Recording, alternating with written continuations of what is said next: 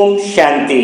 कई सारे ब्राह्मण आत्माएं भी यह कहती है कि घर में लड़ाई झगड़े बहुत होने के कारण अशांति का वायुमंडल बना रहता है, तो अपना पुरुषार्थ जो होना चाहिए तीव्र गति से वह भी नहीं हो पाता है। और उनके अंदर ये विचार चलते रहते हैं कि ऐसा क्या किया जाए जिससे उनके लड़ाई झगड़े या बुरे जो संस्कार है उसका प्रभाव स्वयं पर भी ना पड़े और घर में शांति भी आ जाए। तो इसके लिए आपको सिर्फ 3 विधियां अपनानी होगी। अगर ये 3 विधियां अगर आप अपना लेते हो, 3 बातों को अपना लेते हो, तो न केवल घर में शांति का वायुमंडल बनेगा बल्कि आपका जो स्वयं का जो पुरुषार्थ है वह भी बहुत ज्यादा अच्छे से होने लगेगा। तो सबसे पहली बात जो बहुत ज्यादा अच्छे से अटेंशन में रखनी है, बहुत अच्छे से समझ लेनी है इस बात को कि कौन सी बात को समझ लेना है कि जैसे कि घर में कोई देवरानी जेठानी है, चाहे छोटा भाई बड़ा भाई या किसी का भी आपस में मन मुटाव हो रहा है या संस्कार नहीं मिल रहे हैं, या फिर घर में बच्चे ही समझ लो कि आप कई सारी बातें बच्चों को भी समझाने की कोशिश करते हो या भाई को भी समझाने की कोशिश करते हो, लेकिन वो इन बातों को समझ ही नहीं पा रहे हैं। यानी आप जो कह रहे हो लेकिन वो काम इसका विपरीत कर रहे हैं, यानी आप जो बता रहे हो इसके विपरीत वह उल्टे कर्म कर रहे हैं और आप बार बार इन चीजों से परेशान हो रहे हो। तो सबसे पहली बात जो आपको अटेंशन पहले, क्योंकि स्वयं का जो मन है वो ठीक करना जरूरी है। अगर आप घर में शांति लाना चाहते हो, यानी अगर 3 लोग अशांत हैं और आप भी अगर अशांत हो गए तो 3 लोगों को शांति तो दे नहीं पाओगे, है ना। क्लियर हो गया ना, बात को समझ रहे होंगे आप मेरी बात को।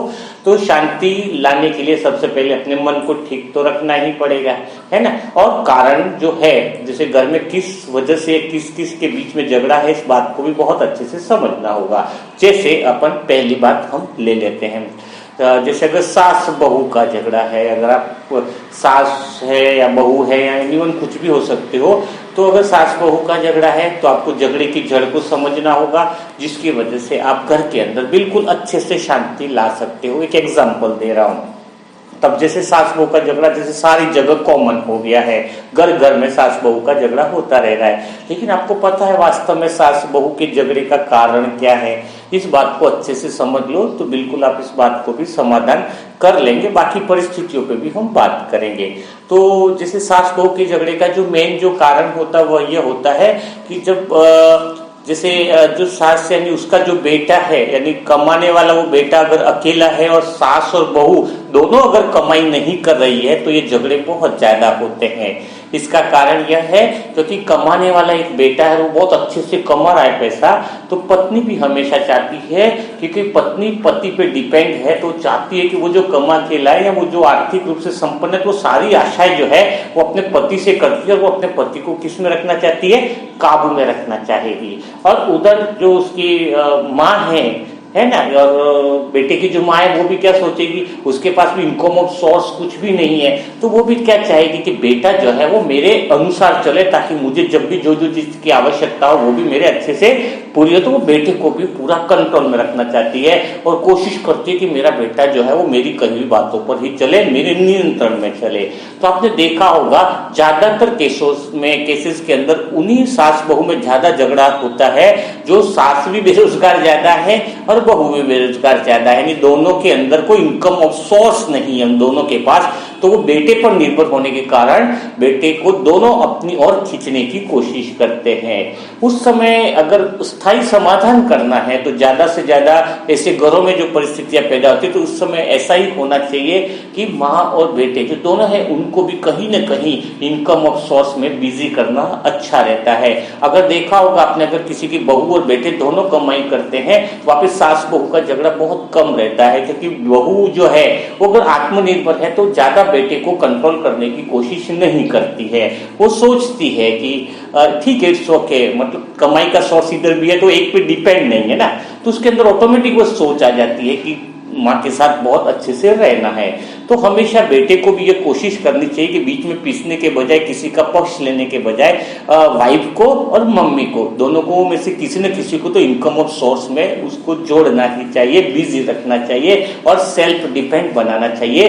तो काफी हद तक ये समस्या जो है वो खत्म हो जाएगी। बहुत देखा गया है, प्रैक्टिकल में देखा है हम लोगों ने कि जब बेटे जिनके झगड़े होते थे, लेकिन जब बहू को भी बिजी कर दिया है और किसी इनकम ऑफ सोर्स में जुड़ गए, या फिर जो मम्मी भी अगर वो कुछ कर पा रहे हैं, कर सकते हैं, तो उनको भी बिजी कर दिया गया है, तो वहां पे लड़ाई झगड़े की जो संभावना है वो बहुत कम हो जाती है। अब एक बात और है जो बहुत अच्छे से समझनी होगी, ये तो आपको बेसिक्स बताया है कि जैसे कि शिव बाबा या भगवान जो है वो भी क्या कहता है, सुबह अगर बता दिया बच्चों को मुरली के अंदर कि आज बच्चे तुम झूठ नहीं बोलना, लेकिन फिर भी अगर बच्चे झूठ बोलते हैं, बहुत बुरे कर्म करते हैं, अब बाबा ने मुरली में कहा कि आज निंदा मत करना, पूरे दिन बच्चे निंदा कर रहे, तो क्या भगवान नाराज होता है? क्या शिव बाबा नाराज होता है? तो बाबा नाराज भी नहीं होता है। क्या बाबा को चिंता होती है? तो बाबा चिंता भी नहीं करता है। क्यों नहीं करता है? क्योंकि बाबा क्या कहता है, बाबा को एक बार मुरली में बच्चों को समझाना था, वो एक बार समझा दिया, अब जिसको जो करेगा सो पाएगा, यानी ड्रामा अनुसार जिसका जो पार्ट है वो करेगा। यानी एक बार जो समझाने का काम था वो बाबा क्या कहता है कि मैंने समझा दिया, अब जो जैसा करेगा सो पाएगा। तो बाबा किसी तरह की चिंता नहीं करता है। तो वैसे ही हमें भी परिवार के अंदर इस बात को ध्यान रखना होगा कि परिवार में दोस्त इस तरह कि हमें किसी को एक बार अच्छे से बात को समझा देना होगा, लेकिन वही बात बार बार रिपीट करके बार बार नहीं समझाना है, बाकी ड्रामा और उसके पार्ट पर छोड़ देना है। क्योंकि अपन ने उसको बता दिया था, वो जैसा करेगा सो पाएगा, वो चेंज होने वाला नहीं है अगर उसके पार्ट में नहीं है। क्योंकि अपना जो काम है वो क्या है कि एक बार समझाना, अच्छे से समझाना, अगर अच्छे से नहीं समझा तो एक बार और अच्छे से समझा देना, लेकिन उसके पीछे नहीं पड़ना है, ना ही उन सभी आत्माओं की आपको चिंता करने की कोई जरूरत नहीं है। क्योंकि जिसका जो पार्ट है वो सबका अलग अलग भरा पड़ा है, यथा स्थिति के अनुसार वो अपना काम करेंगे।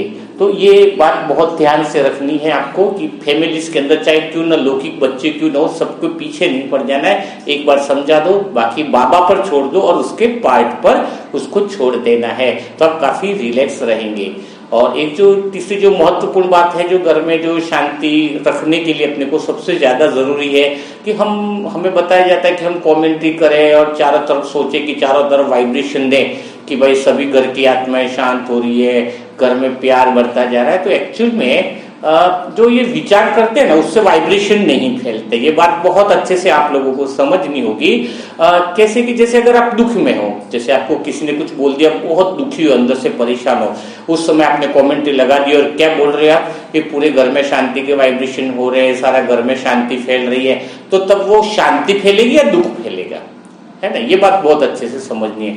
तो तब घर में शांति नहीं फैलेगी, एक्चुअली फैलेगा दुख। क्योंकि वाइब्रेशन कौन से फैलते हैं? आप जो फील कर रहे हो, आप जो महसूस कर रहे हो। अब आप क्या कर रहे हो? आप महसूस तो दुख कर रहे हो और आप बोल रहे हो कि शांति फैल जाए, पवित्रता फैल जाए, तो वो पॉसिबल नहीं है। विचार से कोई चीज नहीं फैलती। आप जो फील कर रहे हो, अगर आप अच्छा फील कर रहे हो, आप दिल से सोच रहे हो कि चारों तरफ शांति हो रही है और बहुत अच्छा वायुमंडल बन रहा है, अगर आप फील कर रहे हो तो वाइब्रेशन जो है वो चारों तरफ ऑटोमेटिकल ही बन जाएगा, स्वतः ही दूर दूर तक आपकी वाइब्रेशन फैल जाएंगे। तो सबसे पहले क्या करना होगा कि चाहे घर में बहुत सारा अशांति का वातावरण, आपस में झगड़े, लेकिन अगर आप इस तरह की फीलिंग रखते हो और कम से कम 2 घंटा बैठकर योग करते हो, यानी अगर आप कहते हैं ना कितना भी लड़ाई झगड़ा हो रहा है, कितना भी अशांति है, लेकिन अगर आप बैठकर योग करते हो तो एक तो आपको देखने से ही 30 से 40% तो घर में शांति आ जाती है। खाली आपके बैठने मात्र से, आपको देखने मात्र से शांति आ जाएगी।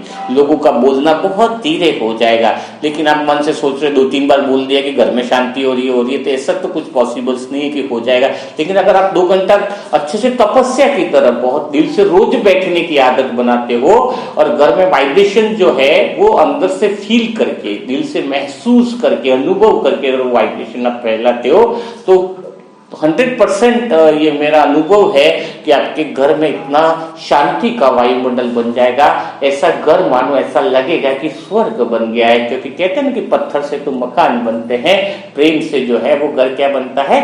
स्वर्ग बनता है। तो आप जो है वो परमात्मा प्रेम का अनुभव करके, जो एक अनन्य प्रेम है, अनन्य शांति है, जो प्रेम का सागर है, उसको बहुत अच्छे से गहराई से अनुभव करके फिर अगर आप वो वाइब्रेशन जो है वो अगर आप फैलाते हो, वही तरंगे अगर सबको फैलाते हो, तो डेफिनेट बात है कि आपके घर के अंदर भी शांति का वायुमंडल बन सकता है। तो ये आपको 2 से 3 बातें बहुत अच्छे से बताइए। अगर उसको प्रैक्टिकल में अगर आप अनुभव करते, क्योंकि देखो ज्ञान कैसा है, अगर आप जैसे कोई रूम में कोई वॉशिंग मशीन है लाए और खाली रख दिया, यूज नहीं कर रहे हो, यानी लोगों को बोल रहे हो मैंने बहुत अच्छा ऑटोमेटिक वॉशिंग मशीन लिया, 1 महीना हो गया 2 महीना, तो लोग क्या बोलेंगे, अरे ये तो क्या है, पागल है क्या, जो वॉशिंग मशीन लाया लेकिन यूज तो कर ही नहीं रहा है, खाली सजाने के लिए लाया है, दिखाने के लिए लाया है। तो इसी तरह से कहीं आप ज्ञान सुन रहे हो लेकिन खाली उसको सजा करके अपने मन में रख रहे हो और अंदर से खाली सुनाने के लिए बताने के लिए आप कर रहे हो, प्रैक्टिकल में अगर उसका समझ के अनुसार एक्सपीरियंस नहीं कर रहे हो, अनुभव में नहीं ला रहे, तो वो ज्ञान भी मानो एक सजावट का सामान बन जाता है। तो कहीं ना कहीं आपको इस चीज को एक्सपीरियंस करना होगा, अनुभव करना पड़ेगा कि बाबा जो हमें ज्ञान दे रहे हैं या हम कहीं से अच्छी बातें सीख रहे हैं तो खाली सजाने के लिए है या वास्तव में प्रैक्टिकल में अनुभव करने के लिए है।